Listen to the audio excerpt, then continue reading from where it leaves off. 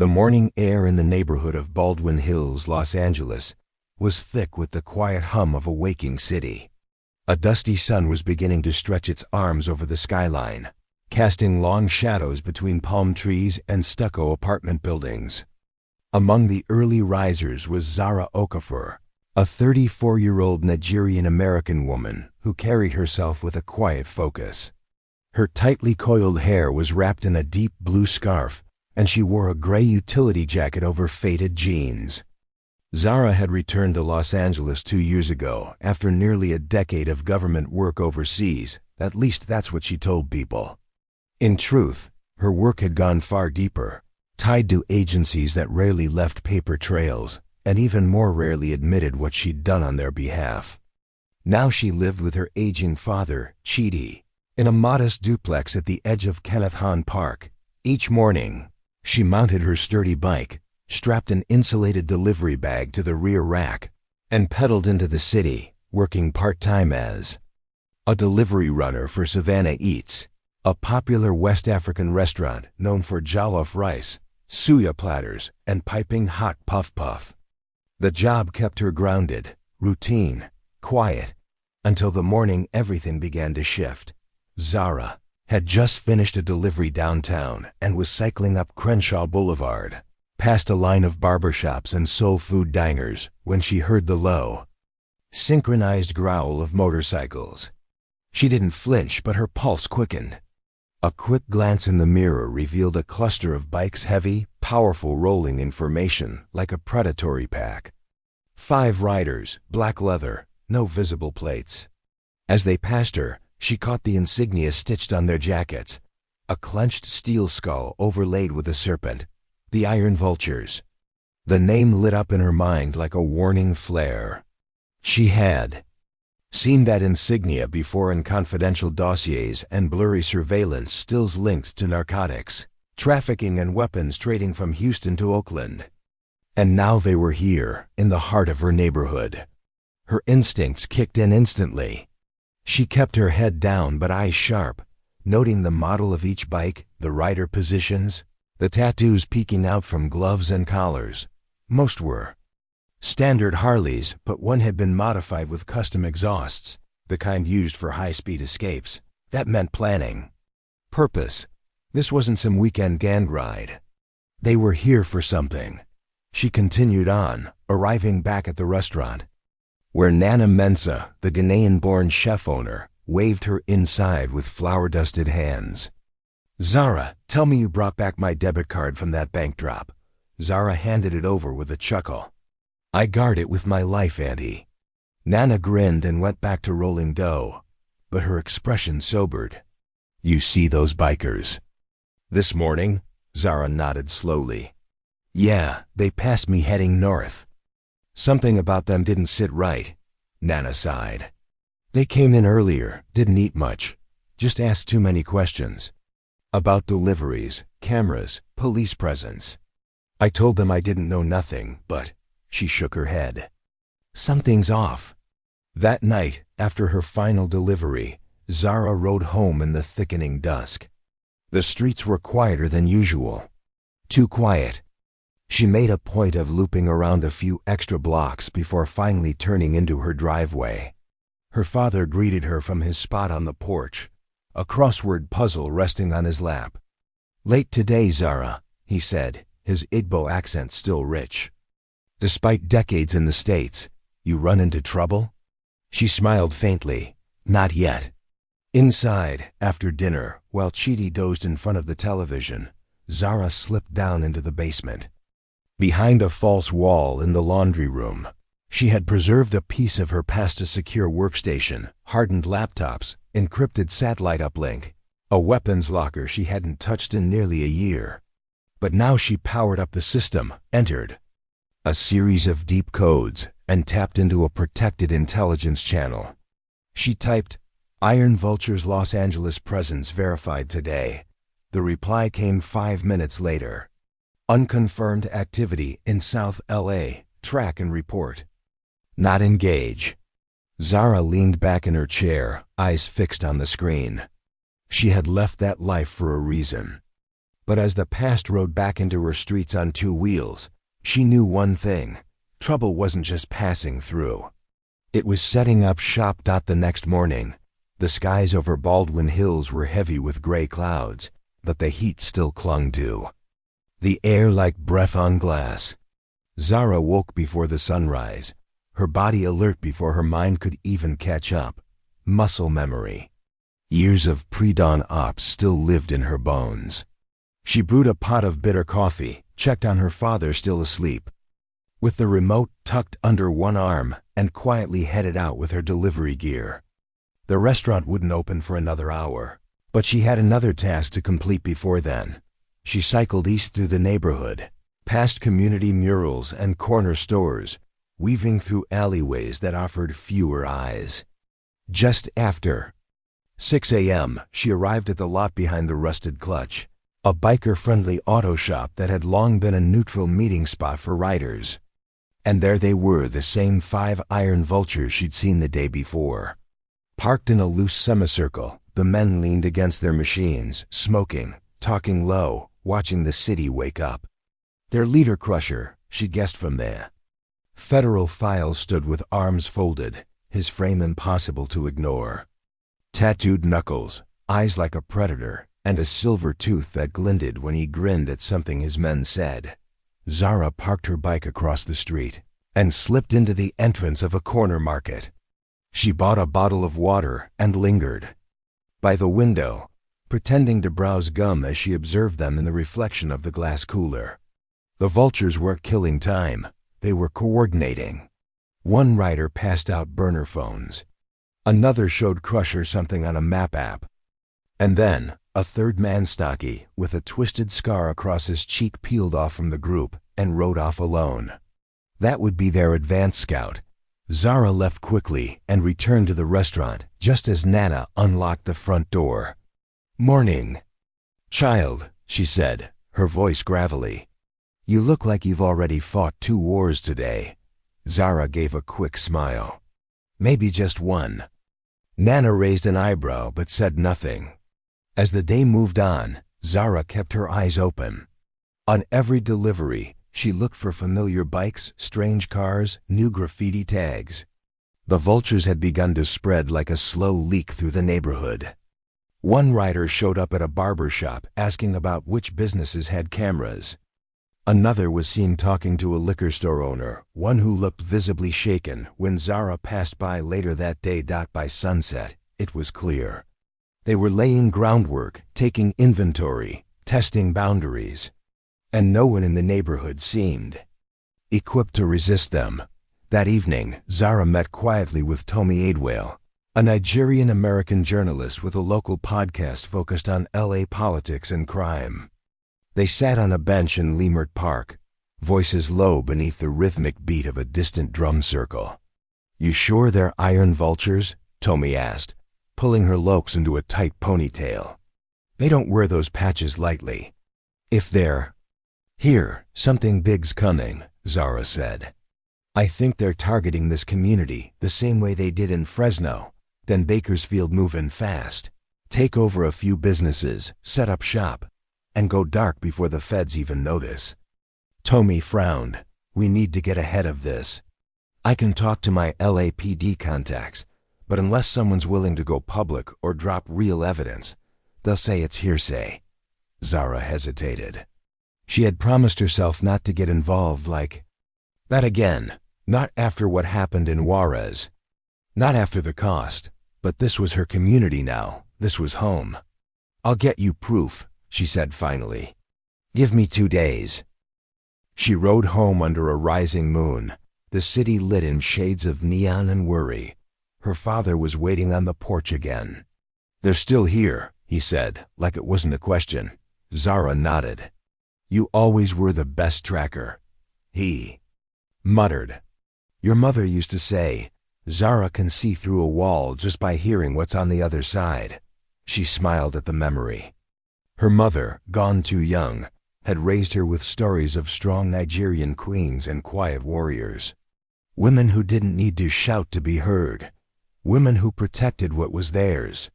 That night, Zara barely slept. She read old files. She mapped out the vulture's last known movements across the state.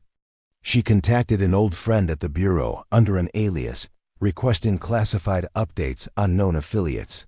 Then she loaded her bike with a small camera kit, placed discreet GPS tags in her pocket, and dressed in dark, unmarked gear, she was done watching. By 3 a.m., Zara was cycling silently through the back streets of Baldwin Hills. The streets were nearly empty, save for the occasional patrol car or night shift worker heading home. Her movements were fluid, deliberate. Every corner she turned, every alley she crossed, was part of a plan. She had been tracking the Iron Vulture's patterns for 2 days. Now how they moved, where they parked, which businesses they lingered near the longest. Tonight, she would confirm their intent. She stopped in the shadow of an abandoned laundromat, the same spot where Crusher and his crew had met the day before. She mounted a micro camera just beneath the busted neon sign. Its blinking light would camouflage the tiny lens.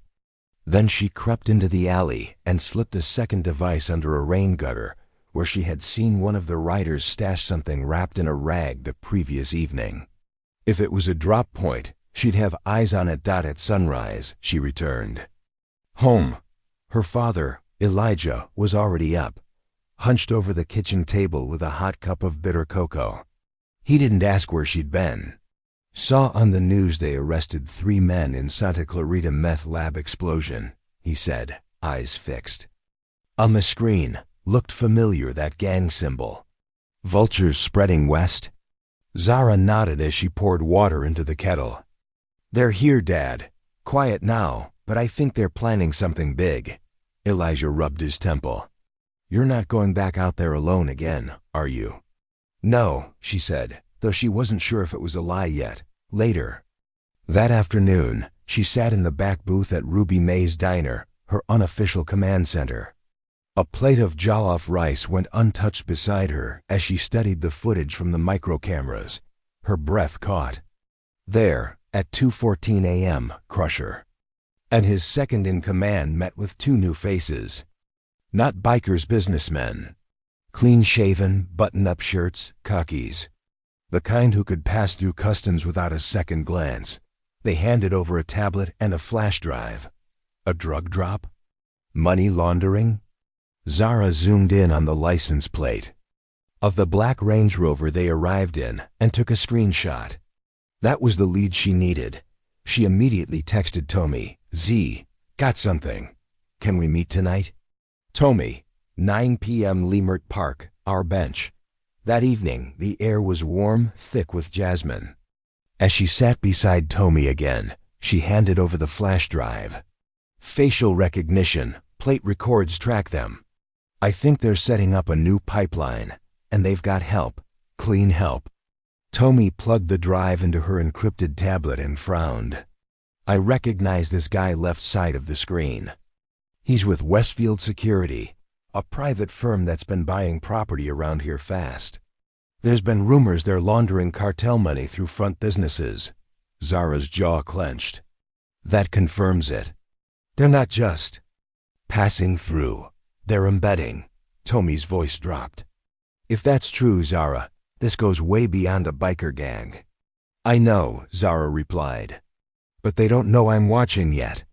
What Zara didn't realize was that someone was watching her too. The next day, as she finished a delivery to the Baldwin Hills Cultural Arts Center, she felt it. A shadow. A pause. That tiny prickling on the back of her neck that soldiers know all too well. She turned in time to see a tall man in a gray hoodie duck behind a pillar. She didn't chase him, didn't need to. She took the long way home, checking her trail, testing turns. He followed her at least 6 blocks before vanishing. They knew now. The vultures or their partners had caught wind of her surveillance. That night, she doubled her perimeter sweep around the house, activated motion detectors, reinforced the backlocks. She didn't tell Elijah he didn't need more reasons to worry. But she retrieved the M4 carbine from her basement safe and placed it near her bed. By morning, the unease had thickened. Nana at the restaurant gave her a strange look as she handed her a to-go order. Someone came in asking about you, child. Said they were from the city, looking to hire more delivery drivers. Zara smiled politely, but her hands were already cold. I'll keep that in mind. Later that evening, as Zara returned from a final drop-off to the neighborhood clinic, she found something tucked into her bike basket. A black feather, iron. Vulture's calling card. Her mind shifted into full alert. This was a warning. And it meant only one thing: they had made her. We're now approaching the midpoint of a fully fleshed out, emotionally rich, and high-stakes thriller with a total word count of approximately 3,100 plus words so far. When you're ready, I can continue to the next act, escalating the conflict as Zara decides whether to go public, prepare for confrontation, or dig even deeper into the conspiracy. The feather wasn't just a symbol. It was a challenge. Zara stood frozen in her doorway, gripping the small black plume like it might burn her skin. She had seen it before, back when she was still operating for the task force. The iron vultures used the feather to mark those who'd crossed them. Cops, informants, rival dealers. Every one of them either disappeared or ended up in the morgue. But she wasn't the same scared operative she once was. She was more prepared now, more focused. And they had just made a mistake. They thought the threat would push her back. Instead, it solidified her next move. That night, she didn't sleep. Instead, she activated her emergency contact line, a private encrypted number routed through a server in Lagos. The screen flickered, and after 3 rings, a familiar face appeared. Alba Kamari, former NIA intelligence officer, now working black ops for a coalition of African and American law enforcement. His face hardened when he saw her. Zara. Been years. They found me. Vultures? And someone else corporate. Private security front. I need eyes in DC and Atlanta. Check Westfield Global. Look for any shell companies linked to cartel movements. Kamari nodded. I'll get on it. You should relocate. I'm done running. He stared at her through the screen. That's what your brother said. Right before they buried him. Zara's face didn't flinch, but the wound inside her cracked open again. This time is different. I'm not alone. You better be right. If they know who you are, they do. By morning, the plan was in motion. Zara changed her delivery routes, started using misdirection, sometimes even switching bikes. Halfway through the day, she set up more surveillance on the vultures' parking zones, on their allies, even on their messengers. She was building a digital map of their entire operation. But she needed one last piece, proof that the vultures were laundering their drug money through local businesses. She got it at 3:42 p.m. on a Thursday. A hidden camera she'd placed in the back room of Westfield's Baldwin Hills property office caught 2 men counting money, bundles of it, wrapped in plastic, stamped with cartel codes. The man overseeing it, none other than the one who had met Crusher in the alley behind the diner. Zara now had faces, times, cash, ties to real properties being used as fronts. She sent everything to Kamari. Z. This is enough to open an interstate case. With federal teeth. Kamari. Confirmed. You've got 72 hours before this goes to DOJ. Stay low. But low was no longer an option. That evening, as Zara returned from a delivery to the medical clinic, her house had been ransacked. Not in a random, desperate way. It was surgical. They were looking for something, probably her files, her gear, maybe her mother. Zara burst through the front door and called out, "Dad?" No answer. Panic surged in her throat. She rushed to the back room, the garden, even checked the garage. Empty. Then she found a note taped to the refrigerator. Sloppy handwriting, thick black marker. We have the old man.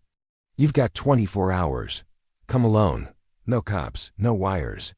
The old community center, midnight. Her knees nearly buckled. Not because of fear but fury.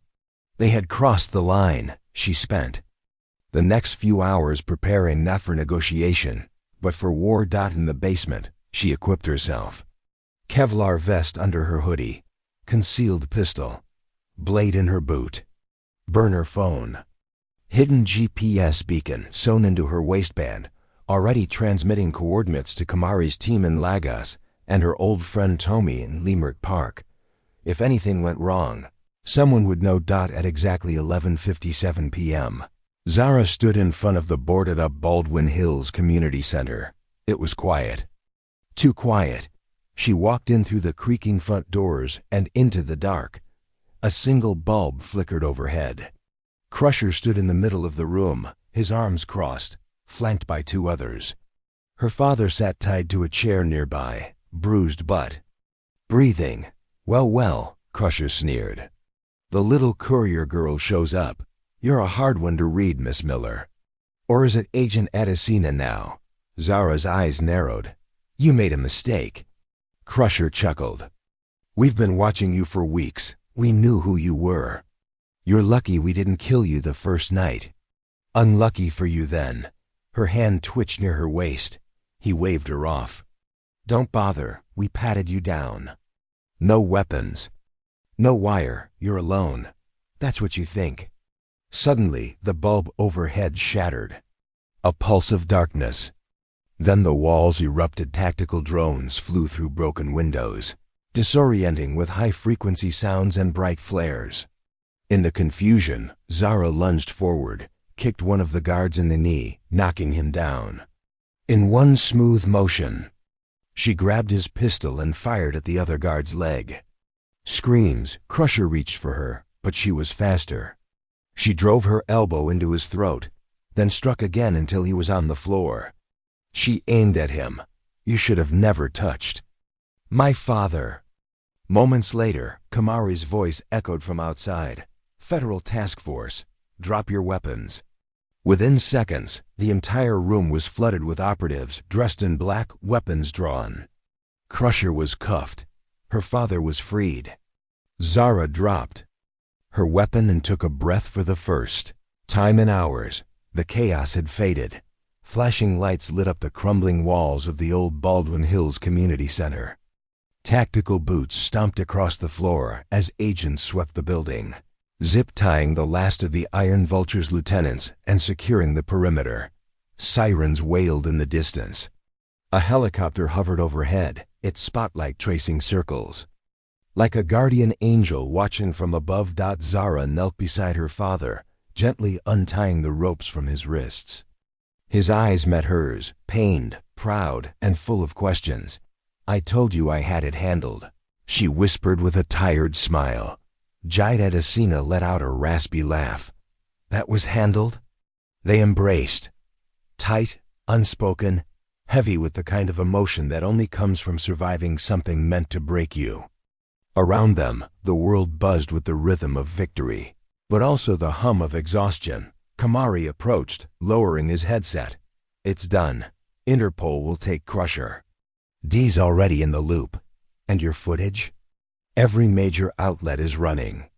If by morning, you're going to turn a lot of heads. Zara stood up slowly, her shoulders stiff but her spine tall.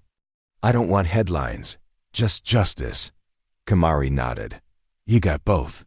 The next 48 hours moved fast. Zara's intel opened a floodgate, money laundering trails, fake nonprofits, cartel connections tied to construction firms and shell banks in 5 states. The Iron Vultures weren't just a gang anymore. They were an underground empire. But that empire had been pierced by the quiet resilience of one Nigerian-American woman, who no one saw coming. The community of Baldwin Hills woke up to the news with disbelief. Zara had been a fixture in their everyday lives, delivering food, helping elders, tending gardens, always moving without noise. Now they learned that behind her calm eyes lived a warrior, a guardian who had been watching over them even when they didn't know it. By the end of the week, Zara was invited to City Hall, not in secret, but publicly, this time with cameras. The mayor, flanked by black community leaders, honored her with the Civic Bravery Medal. Her name was now etched in the story of the city. Not just as a former agent or vigilante, but as a protector of home. Still, Zara declined interviews. She turned down book deals. She didn't want her story diluted by soundbites or headlines. What mattered most was rebuilding. With the help of Kamari, she launched a new nonprofit in South LA called Project Ada, named after her grandmother. The mission was simple but bold: create safe training spaces for youth vulnerable to gang recruitment, teaching them technology, trade skills, self-defense, and self-worth. The program became a beacon, supported by local businesses, churches, and former gang members looking to give back. At Ruby's Kitchen, the new cafe that took over the old, rusty nail bar, a mural of Zara stood tall on the outside wall. It showed her holding a delivery backpack in one hand and a book in the other, with the words, "Courage doesn't speak. It moves." One afternoon, as she sat by the window sipping her favorite hibiscus tea, a teenage girl approached nervously. "Ms. Zara?" Zara looked up. "Yes, sweetheart?" The girl held out a notebook, worn, covered in doodles and dreams. "Can I show you something I wrote? I want to tell stories too." "Like yours," Zara smiled. "Of course, every voice matters." "Let's hear it." As they sat together, the light of the LA sun poured in through the glass, catching the edges of the mural behind them. Because even when the dust of battle settled and the world moved on, heroes like Zara Edesina stayed, not in the spotlight, but in the roots where real change grows. The days that followed unfolded like soft rain after a long drought, slow, healing, and full of quiet revelations. Baldwin Hills, once tense with the unspoken fear of lurking threats, began to breathe differently. It was in the way neighbors lingered longer at the corner store, in the way kids played outside past sunset without someone watching the clock too nervously, in the way elderly men played dominoes again under the jacaranda tree near 53rd Street. But most of all, it was in how they looked at her Zara Edesina.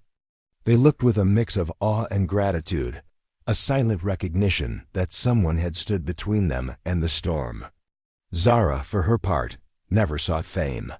Even as the offers came in like Tide's talk shows, documentary proposals, profiles in major magazines, she declined with the same graceful firmness she once used to load her service weapon, deliberate and calm. "I am not the story," she told a young journalist once who tried to follow her out of a town hall meeting. "The community is the story. I'm just someone who refused to let it go dark." Those words, later quoted in newspapers, would be spray-painted in looping cursive on the alley wall beside Project Ada's entrance. She poured all of that legacy into Project Ada, the old community center on Crenshaw, once abandoned and graffitied over with years of despair, now pulsed with new life. Inside its freshly painted walls, young boys who once flirted with gang life were learning robotics. Girls who had never thrown a punch were mastering Brazilian jiu-jitsu. Elders who once sat silently at neighborhood meetings were now volunteering to teach financial literacy, language, and storytelling. Zara didn't run the program with iron authority. She nurtured it with care, with quiet leadership that listened before speaking, that created space for others to shine. She didn't cut ties with her past. The weapons were locked up now, but her instincts remained sharp. She still checked the perimeters of the center twice a day, still tracked activity through encrypted apps, still had 3 lines open to former contacts in the FBI and DIA. Retired, she often joked, but aware. Because as much as she believed in peace, she also knew peace was a garden that had to be defended.